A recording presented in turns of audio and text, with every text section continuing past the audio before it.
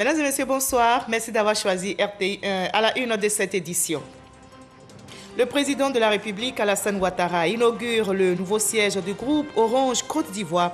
Ce siège est baptisé Orange Village. Ce joyau de forme circulaire avec une vue panoramique sur la lagune peut accueillir 900 travailleurs. Les responsables ont dévoilé l'ambition du groupe pour la Côte d'Ivoire. Le prix spécial panafricain ICS 2022 du meilleur maire de Côte d'Ivoire a été décerné à Sita Ouattara Keïta, maire de la commune de Gbéléban, pour ses actions de développement. La première dame, Dominique Ouattara, et plusieurs membres du gouvernement ont pris part à la cérémonie de distinction. Dans le dossier VDC, on fait une lucarne sur cette belle trouvaille des enseignants-chercheurs. Il s'agit d'une application dite intelligente dénommée Nourou pour lutter contre les maladies du manioc. L'application en phase d'expérimentation est perçue comme une révolution agricole. Enfin, en sport football, la CAN se poursuit. Il y a eu 4 rencontres ce vendredi. Nous ferons le point des matchs Sénégal, Guinée, Malawi, Zimbabwe pour le groupe B, Maroc, Comores, Gabon, Ghana pour le groupe C. Soyez les bienvenus sur RTI1. Le président de la République, Alassane Ouattara, a inauguré aujourd'hui le nouveau siège de Orange Côte d'Ivoire. Le siège est baptisé Orange Village. Ce joyau de forme circulaire avec une vue panoramique sur la lagune est situé à la Riviera Golf à Cocody peut accueillir jusqu'à 900 travailleurs de l'entreprise. Les responsables ont dévoilé l'ambition du groupe pour notre pays. Le reportage de Jérôme Kofi Arbolin. Vendredi 14 janvier 2022. Il est 10 h quand le président de la République, Alassane Ouattara, arrive à Orange Village, à la Riviera Golf. Le chef de l'État y est invité pour présider la cérémonie d'inauguration du nouveau siège du groupe Orange à Abidjan. Aux côtés du président Alassane Ouattara, plusieurs membres du gouvernement, dont le Premier ministre Jérôme Patrick Hachi. En saluant cette présence comme un grand honneur, le président directeur général du groupe Orange indique que ce nouveau siège constitue le symbole de l'engagement de son groupe à contribuer au développement de la Côte d'Ivoire. Pour moi, ce bâtiment, si beau, si spectaculaire qu'il soit, c'est d'abord un outil au service du groupe, un outil au service de ses salariés, un outil au service de ses clients. Cette valeur cardinale pour nous, c'est celle de l'engagement. On aime beaucoup dire qu'Orange est une entreprise engagée dans ce qu'elle fait, bien entendu, mais au-delà, engagée parce que lucide, consciente des responsabilités qui sont les siennes dans le monde qui est le nôtre. Pour sa part, le ministre de l'économie numérique s'est dit fier de ce joyau architectural qui, pour lui, cadre avec la vision du président Alassane Ouattara dans ce domaine très porteur. Je me réjouis de noter que les options de développement stratégique prises par le groupe Orange sont en droite ligne avec les priorités du gouvernement de Côte d'Ivoire, qui a adopté en décembre 2021 une stratégie nationale du numérique globale et inclusive sur la période 2022-2025, une stratégie de la cybersécurité, une stratégie de l'innovation, ainsi que la feuille de route pour la mise en œuvre de la 5G à horizon 2023. À travers cette stratégie, votre vision, Excellence, Monsieur le Président de la République, nous l'avons bien perçue, c'est de créer un environnement visant à encourager les investissements dans le secteur des technologies de l'information et de la communication. Autre temps fort, la coupure symbolique du ruban et le dévoilement de la plaque inaugurale. Il s'en est suivi une visite guidée qui a permis au président de la République de découvrir entièrement le siège. Visite à l'issue de laquelle le chef de l'État a eu droit à un spectacle des plus inédits. Tout cela sans oublier la distinction de plusieurs responsables du groupe Orange. Outre le président directeur général Stéphane Richard, qui a été fait commandeur de l'Ordre national de Côte d'Ivoire, les autres ont été distingués respectivement officiers de l'Ordre national de Côte d'Ivoire et commandeur de l'Ordre du mérite ivoirien. Et après la cérémonie d'inauguration de ce nouveau siège du groupe Orange, appelé encore Orange Village, le chef de l'État Alassane Ouattara a reçu le président directeur général du groupe Orange, Stéphane Richard. Ils ont échangé à la résidence du président de la République à la Riviera Golf à Cocody. On retrouve Jérôme Kofi Abolin. Stéphane Richard, reçu par le président de la République Alassane Ouattara peu après l'inauguration du nouveau siège du groupe Orange à Abidjan. La rencontre entre le président directeur général du groupe Orange et le chef de l'État ivoirien s'est déroulée au domicile du président Alassane Ouattara, 6 à la Riviera Golf. Les échanges ont notamment porté sur le groupe et son engagement à contribuer au développement de la Côte d'Ivoire. Nous avons évoqué à la fois les dossiers du secteur, notamment l'amélioration de la couverture du pays, sur les réseaux mobiles, sur le déploiement de la fibre. On a parlé plus généralement des moyens, des idées, des priorités en ce qui concerne la digitalisation du pays et la façon dont la technologie peut aussi apporter des solutions pour l'emploi, et notamment pour l'emploi des jeunes. On a parlé des questions de sécurité aussi dans la zone, puisque vous savez, nous sommes présents dans beaucoup d'autres pays de la sous-région, et donc j'étais intéressé d'entendre l'analyse du président Ouattara sur ce qui se passe aujourd'hui dans la sous-région. On a parlé des projets aussi du pays qui nous concernent.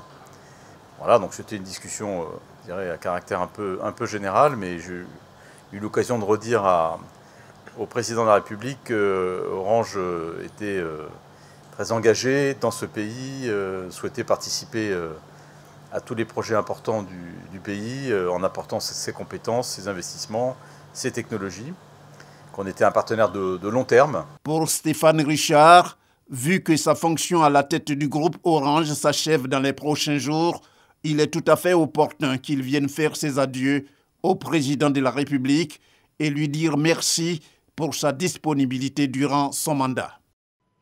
Le prix spécial panafricain ICS 2022 du meilleur maire de Côte d'Ivoire a été décerné à Sita Ouattara Keïta, maire de la commune de Gbéléban. La première dame Dominique Ouattara et plusieurs membres du gouvernement étaient à cette cérémonie de distinction qui s'est déroulée hier dans la commune du Plateau. La maire Sita Ouattara Keïta a été distinguée pour ses actions de développement engagées dans la ville de Gbéléban. Herman Guivé. Sita Ouattara, épouse Keïta, maire de la commune de Gbéléban, un engagement total au service de sa population. Prix spécial panafricain ICS du meilleur maire de Côte d'Ivoire pour vos actions et projets de développement. En faveur de Ouattara et Gbéléban, Désignée meilleure maire de Côte d'Ivoire, Madame le maire de Gbéléban reçoit le prix spécial panafricain ICS du meilleur maire de Côte d'Ivoire en présence de Dominique Ouattara, première dame. Dans un film institutionnel présentant l'essentiel de ses actions de développement, l'on note que depuis sa prise de fonction, elle ne ménage aucun effort pour rendre plus coquette la ville de Gbéléban avec un accent particulier mis sur le volet social, et ce sont les populations qui en parlent le mieux. Autant d'actions qui ont achevé de convaincre le jury de ICS sur le choix de sa personne comme meilleure maire de Côte d'Ivoire. Pour ses qualités de femme généreuse, travailleuse, perfectionniste, enquêteuse, elle reçoit aujourd'hui le prix panafricain ICS 2021-2022 du meilleur maire de Côte d'Ivoire pour ses projets et actions de développement en faveur de la population de Gbéléban. Une désignation dont s'est réjouie Madame le maire de Gbéléban, rappelant que son action quotidienne s'inscrit dans la vision du chef de l'État, Alassane Ouattara, de construire une Côte d'Ivoire émergente. Le prix spécial panafricain du meilleur maire 2021-2022 de la Côte d'Ivoire qui m'est attribué. Je le reçois avec humilité et modestie, car qu'est-ce qu'une élue locale d'une petite commune comme celle que je dirige pourrait faire pour améliorer le quotidien des populations dont elle a la charge, sans une politique de décentralisation bien pensée qui permette aux responsables de ces collectivités territoriales de répondre aux attentes, aux besoins vitaux à ceux qui leur ont confié leur destin.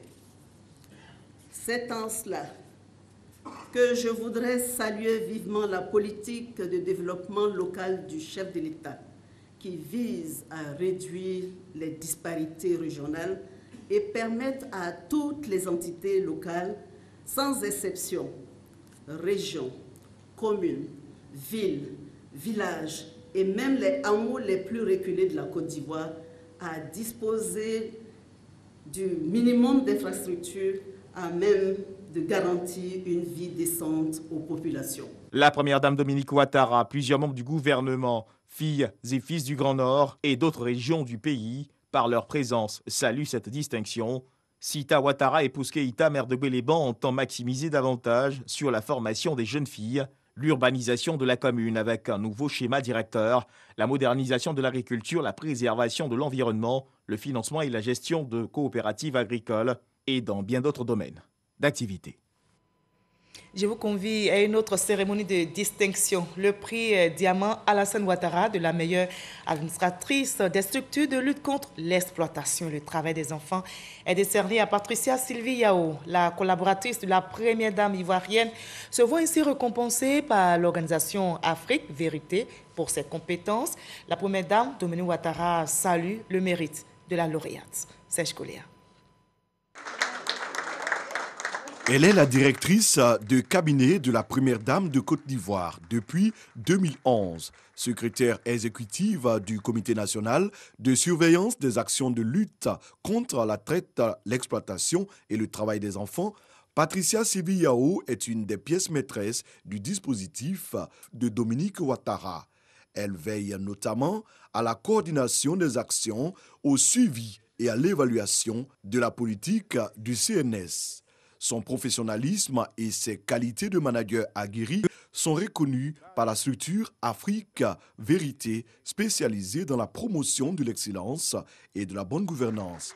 L'organisation, dirigée par Lat Akbar Fournier, lui a décerné le prix Diamant Alassane Ouattara de la meilleure administratrice de structure de lutte contre l'exploitation et le travail des enfants dans la zone UEMOA. Madame la Première Dame, la bonne gouvernance que vous avez su inculquer, ainsi que toutes les orientations que vous avez données, ont permis à votre proche collaboratrice d'amplifier votre message et accentuer les campagnes de sensibilisation dans tous les territoires à travers les visites de terrain effectuées. Patricia Sylvie Yao dédie sa distinction à la première dame de Côte d'Ivoire, inspiratrice de tous les programmes exécutés avec succès. Grâce à son engagement et à sa détermination, la question de la lutte contre le travail des enfants est aujourd'hui un sujet bien connu des populations et en particulier de nos parents paysans producteurs de cacao. Tous ces résultats sont le fruit du leadership remarquable et des hautes qualités managériales de Madame la Première Dame, présidente du CNS. En effet, Madame la Première Dame nous laisse la latitude de mener ces différentes actions en veillant à la bonne exécution des projets de tous les acteurs et partenaires.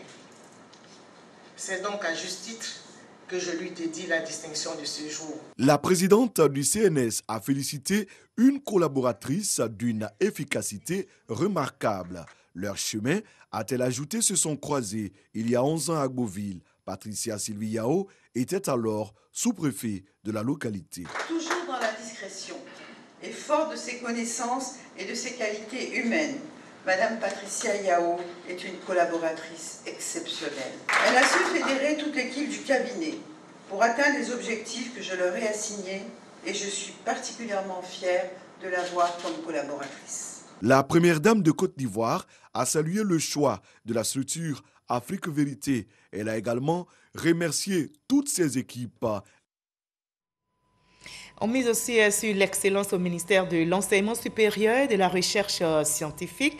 Adama Diawara dévoile ses ambitions pour 2022. Il a en vue de bonnes perspectives pour le monde universitaire avec d'importants projets et l'ouverture de nouvelles universités. Qui veut aller loin, ménage sa monture, ne dit-on pas. Eh bien, face à la presse hier, il a fait l'état des lieux de son département, évoqué les chantiers réalisés l'année dernière. On retrouve Serge Coléa.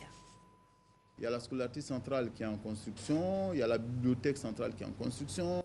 Ouverture de l'université de San Pedro, inauguration de la cité et du restaurant de l'université Peleforogbon Koulibaly de Korogo, recrutement de 610 assistants, assistants-chefs des cliniques et attachés de recherche. Le ministre de l'Enseignement supérieur et de la Recherche scientifique se dit satisfait du bilan 2021 de son département. J'ajouterai quand même au niveau volet recherche scientifique la mise en place du fonds STI, le Fonds pour la science, la technologie et l'innovation, avec donc la mise en place du fonds d'établissement qui s'élève à 5 milliards de francs CFA. En 2022, Adama Diawara annonce le démarrage du programme d'extension des anciennes universités publiques à travers la construction et l'équipement de nouveaux amphithéâtres. Les travaux d'extension des universités anciennes qui sont en cours, qui relèvent de ce que l'on appelle le programme 2017, ces travaux d'extension seront achevés. Et de la même façon, vous avez les deux nouvelles cités universitaires, Korogo et Daloa, qui seront achevées. Et les cités périphériques d'Abidjan qui sont en réhabilitation, ces travaux-là seront également achevés. Je vais parler d'Abobo 1, Abobo 2, Port-Boué 3 et Vridi. Et vous avez également deux restaurants universitaires qui sont actuellement en construction, dont les constructions seront achevées à Cocody et à Abobo Adjamé. Donc vous voyez qu'il y a beaucoup d'infrastructures qui seront inaugurées en 2022. En 2022, l'université de San Pedro sera inaugurée officiellement par le chef de l'État, le président Alassane Ouattara. Cette année, le ministère de l'Enseignement supérieur et de la Recherche scientifique prévoit 660 postes de recrutement. La réforme du BTS rentre en ligne de compte avec la suppression de certaines filières improductives. Ils sont 327 cadres et responsables d'entreprises formés en management, gestion des ressources humaines, comptabilité et dans plusieurs autres domaines. À la Chambre de commerce et d'industrie, ils ont reçu leur parchemin. Une convention a même été signée à cette même occasion entre la Chambre de commerce et d'industrie de notre pays et un cabinet de formation en vue de renforcer les capacités d'autres cadres et patrons de PME. Jean-Luc Bambou. Ils sont cadres ou chefs d'entreprise. Au nombre de 327, ils sont issus des derniers QV 2020 et 2021 de formation de la Chambre de commerce et d'industrie de Côte d'Ivoire. Au terme de plusieurs mois de formation entre Abidjan et Yamoussoukro, ils reçoivent les parchemins qui attestent le renforcement de leurs capacités dans des domaines divers comme le management, la gestion des ressources humaines, la comptabilité ou la fiscalité. La Chambre de commerce et d'industrie de Côte d'Ivoire, en accompagnant de cette façon les entreprises ivoiriennes, exerce sa double mission de formation et d'appui aux opérateurs économiques de notre pays. Une formation qui vient renforcer la volonté de la Chambre de commerce de se positionner comme leader de la formation des cadres et dirigeants d'entreprise. La mandature entamée depuis 2016 a renforcé l'ambition de la Chambre de commerce et d'industrie Côte d'Ivoire à être un pôle d'excellence tant au niveau de la formation initiale que de la formation des dirigeants, chefs d'entreprise et leurs collaborateurs. On renforce les compétences et c'est important. On a besoin, en tout cas en Côte d'Ivoire, des gens qui ont des fondamentaux de plus en plus élevés. Parce que c'est ça qui permettra en tout cas à la Côte d'Ivoire d'aller vraiment vers l'émergence et d'être vraiment un pays phare pour l'Afrique de l'Ouest. La Chambre de commerce et d'industrie a signé à cette même occasion une convention avec le cabinet qui a assuré la formation de ces 327 cadres en vue de poursuivre le renforcement des capacités d'autres dirigeants de PME et leurs collaborateurs. Les chercheurs qui cherchent et qui trouvent, on en trouve en Côte d'Ivoire, une application dite intelligente est actuellement en phase d'expérimentation dans des départements pour venir à bout des maladies du manioc, tubercule, bien consommé dans notre pays. Selon les enseignants-chercheurs, cette application est efficace à 95% pour lutter contre les maladies virales du manioc. Nourou, c'est bien le nom de cette application intelligente et elle est perçue aujourd'hui comme une révolution agricole. Des cultivateurs de manioc et productrices d'atiéké y placent beaucoup d'espoir en cette application. Illustration dans le dossier VDC, signé ce soir, Walter Madou Ouattara.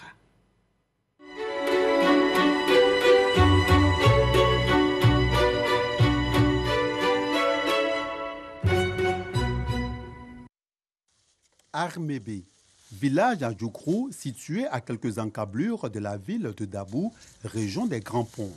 Thérèse Adjo, productrice de sémoules de manioc, appelée communément atiéké, se rend tous les matins dans le champ familial. Souvent aidée par son beau-fils, Antonio Marius, elle procède à la récolte du précieux tubercule. La moisson semble maigre malgré les efforts consentis. Du labour à l'entretien du champ, en passant par le piquetage des boutures, c'est au moins 12 mois de temps mis.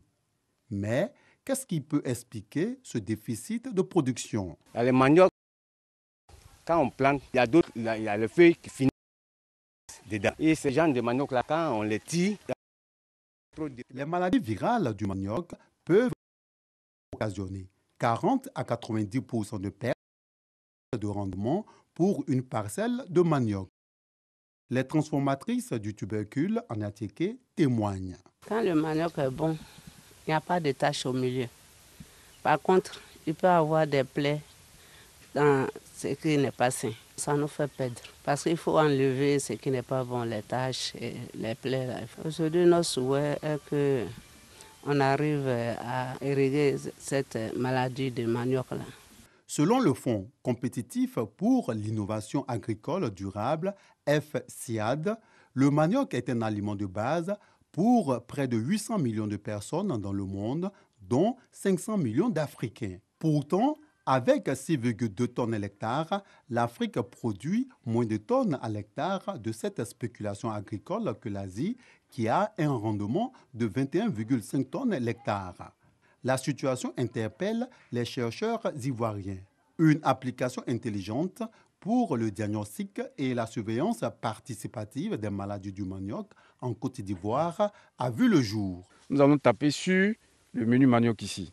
Et l'application va entrer dans un dialogue vocal avec l'utilisateur. Salut, je suis Nourou. Je vais vous aider à examiner votre plan de manioc. S'il vous plaît, appuyez le bouton procéder en bleu pour analyser l'état sanitaire de vos plants de manioc ou appuyez le bouton jaune pour prospecter votre champ. L'application va me faire la synthèse de l'état sanitaire de cette plante. S'il vous plaît, montrez-moi la troisième feuille qui n'a pas l'air saine à partir du bas de la plante. Appuyez sur démarrer lorsque l'image de la feuille est mise au point. Prenez une photo de votre champ s'il vous plaît. Après avoir examiné 6 feuilles, je pense que votre plante est infectée par la maladie de la mosaïque du manioc CMD. Lorsque vous avez une telle conclusion qui vous dit que votre champ est infecté par la maladie de la mosaïque virale, on vous demande simplement de laisser ces pieds de manioc arriver à leur terme, faire la récolte, et puis ces pieds qui sont infectés par la maladie de la mosaïque virale, de ne plus utiliser les boutures qui vont le lever de ces pieds-là pour faire un nouveau champ. Il vous faudra utiliser des boutures d'une plante saine pour pouvoir mettre en place votre nouveau champ. Et ces boutures déjà infectées, on vous demande d'aller faire l'incinération. Le projet dénommé WAVE, une plateforme scientifique et technique dont l'objectif est d'augmenter la production alimentaire en Afrique, du centre et de l'ouest de manière durable, en développant des méthodes de contrôle et de gestion efficace des maladies des plantes. Il prévient aussi l'incursion de maladies exotiques de plantes dans de nouvelles zones. L'application fonctionne correctement selon les producteurs de manioc. Si on avait su tôt que ces maladies pouvaient être diagnostiquées et éradiquées, la production du manioc serait très bonne et très avantageuse pour les populations. Et nous espérons qu'avec cette application, nous allons à l'avenir avoir de bonnes productions. J'ai utilisé l'application moi-même dans mon champ, ça marche très bien. Après une phase d'expérimentation du projet de lutte contre la maladie de la mosaïque africaine de manioc dans les départements de Dabou, Jacquesville, Yamoussoukro et Boaké, la restitution des résultats est faite à Dabou. Le projet Nourou, qui est un projet FCIAD, ça tourne autour de 95 millions. Le projet a commencé depuis janvier 2020. Aujourd'hui, nous avons une application qui est, disons, à 95% fiable, que les paysans peuvent utiliser en plantation pour détecter la maladie. Avec la plateforme, on se rend compte qu'aujourd'hui, nous avons formé 619 à la première formation. Après, 3 mois après, nous avons renforcé la capacité de 331 personnes encore. Aujourd'hui, quand nous allons sur la plateforme, nous voyons qu'il y a 1200 personnes qui utilisent l'application. Vous pouvez voir ça sur la plateforme qu'on appelle Plant Village. Ce projet a permis la formation et la diffusion de l'utilisation d'une application intelligente basée dans un téléphone portable de type smartphone. Voilà, et c'était Nouro, l'application intelligente qui a été trouvée pour lutter contre les maladies du manioc. C'est une véritable révolution agricole et le dossier vu d'ici a été réalisé pour vous par Walter Amadou Ouattara. C'est la clé de l'autonomisation des femmes et elle peut bien inspirer bien d'autres. Il s'agit de la riziculture très bien pratiquée par les femmes des villages de la sous-préfecture de Diabo, c'est dans la région de Béké, et ces femmes s'y adonnent à cœur joie en vue de se prendre en charge. Mais ces femmes ont une préoccupation. Elles demandent la mécanisation, l'aménagement des bas-fonds et la transformation du riz produit. Soro Corona. Périmètre rizicole de Diabo, région de Béké. Une dizaine de femmes en pleine récolte de riz. Depuis 2 ans, ces femmes rurales se sont lancées dans la riziculture pour assurer leur autonomisation. Considérée comme une activité agricole réservée aux hommes, vu sa pénibilité, la riziculture n'a pas de secret pour ces agricultrices. Depuis 2 ans, nous nous sommes lancés dans la riziculture. C'est vrai que c'est dur, mais on trouve notre compte. Les revenus de la vente de notre production nous permettent d'aider nos maris pour scolariser nos enfants. Dans cette quête de leur autonomisation, ces femmes sont confrontées à des difficultés. Le labour, la semis, la récolte et le vannage, tout se fait de façon artisanale. Le travail est très pénible. On fait tout à la main. La pénibilité du travail nous décourage un peu. S'il y a des machines, on pourra faire de grandes productions et avoir des moyens pour nous prendre en charge. On va aussi aider le pays à importer moins de riz. Contribuer à l'autosuffisance en riz pour le pays reste un défi que ces femmes entendent relever par la culture intensive du riz. Ces femmes sont accompagnées dans leur entreprise par l'association Ma Belle Commune de Diabo. Elle nous a envoyé des produits pour tuer les herbes. Et puis encore, elle a envoyé d'autres pour mettre sur le riz. Nous avons apporté des semences et des intrants pour faciliter déjà durant la saison des pluies les semences et nous les accompagnons jusqu'à la commercialisation. À côté des bas-fonds non aménagés, un barrage offre la pratique du riz irrigué pour ces femmes. Là aussi, des difficultés sont à noter. Le riz, en fait, ça pousse, mais il n'y a pas l'eau.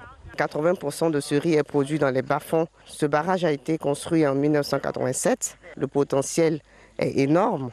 Malheureusement, les terres que doivent irriguer cette eau du barrage ne sont pas exploitées au maximum à cause du manque de moyens financiers, mais aussi de moyens matériels. Pour la transformation et la commercialisation de leur production, ces productrices peuvent se frotter les mains. Pour blanchir la production, on n'a pas de problème. La vente se fait facilement avec l'aide de l'usine des femmes de Côte d'Ivoire. C'est nous qui n'arrivons pas à produire beaucoup. Aménagement des bas-fonds, mécanisation et appui technique. Si ces obstacles étaient levés, ces femmes, tout en se réalisant, pourront accompagner le pays à couvrir ses besoins en riz.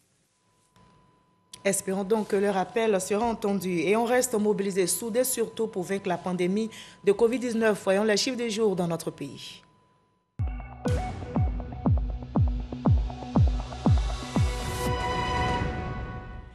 La vigilance reste de mise. Le coronavirus continue de circuler ce 14 janvier. Les chiffres affichent en Côte d'Ivoire 204 cas positifs sur 4729 échantillons prélevés, soit 4,3% de cas positifs, 411 nouvelles guérisons et un décès enregistré malheureusement ce jour. 5871 cas actifs. Faisons-nous tous vacciner, préservons notre santé et celle des autres. Continuons surtout d'observer les gestes barrières. Et la lutte s'intensifie contre la pandémie de Covid-19 dans le monde. Un 5e vaccin vient d'être autorisé en France. Il s'agit du vaccin contre le coronavirus de l'américain Novavax. Les premières livraisons devraient avoir lieu début février prochain. À noter que l'Agence européenne des médicaments avait donné son feu vert le 20 décembre 2021 à ce vaccin basé sur la même technologie que celui de la coqueluche. Peut consulter dans les initiatives de gouvernance locale et de développement communautaire. Les personnes handicapées ont pourtant leur mot à dire dans les prises de décision. C'est bien l'avis de la coordination des associations de personnes handicapées de Côte d'Ivoire. Eh bien, pour changer les choses, ces associations ont initié une formation en faveur des hommes de médias. Il s'agit de renforcer leur capacité pour sensibiliser le public en vue d'une meilleure participation des personnes handicapées à la gouvernance locale.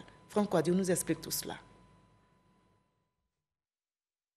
28,6% de personnes handicapées ont difficilement accès aux bâtiments administratifs, 25% aux structures de loisirs et 34,5% aux banques ou distributeurs de billets. Quelques données présentées aux journalistes par la coordination des associations de personnes handicapées du Côte d'Ivoire. L'association outille ces hommes de médias à mieux décrypter la participation des personnes handicapées à la gouvernance locale. De nombreux projets sont mis en œuvre sans toutefois tenir compte de la spécificité de leurs conditions. Donc il serait plus important de donner des informations à la presse pour qu'ils soient plus à l'aise à partager ces informations-là et informer la population pour que tout le monde soit outillé sur la question du handicap.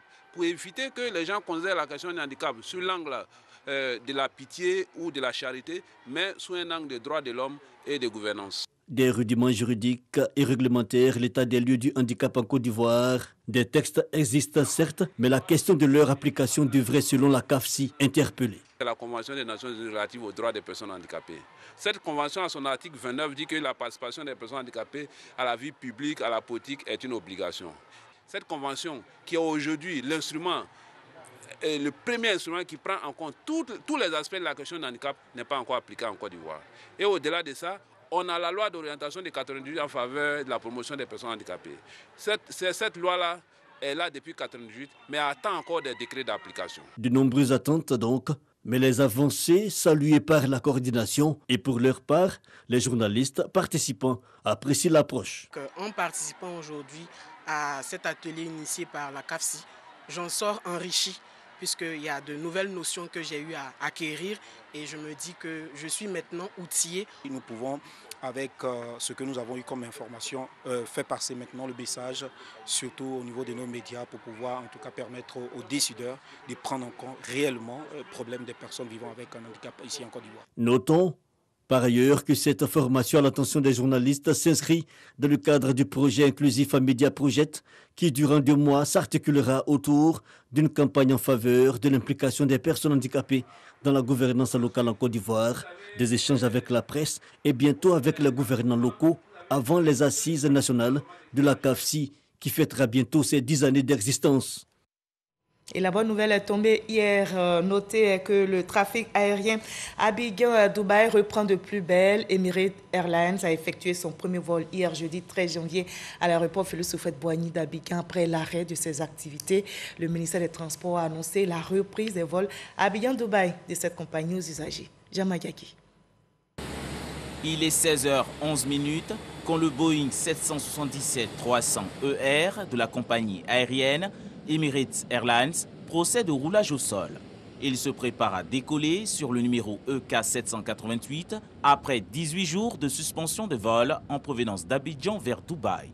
La cause de l'arrêt, une volonté de l'entreprise au vu de la montée des cas confirmés du variant Omicron dans 10 villes africaines. Le ministère des Transports, par le biais de l'Autorité nationale de l'aviation civile, ANAC, annonce officiellement la reprise des activités de cette compagnie. Aujourd'hui, la compagnie a décidé de reprendre ses vols, ce qui veut dire que les choses vont mieux.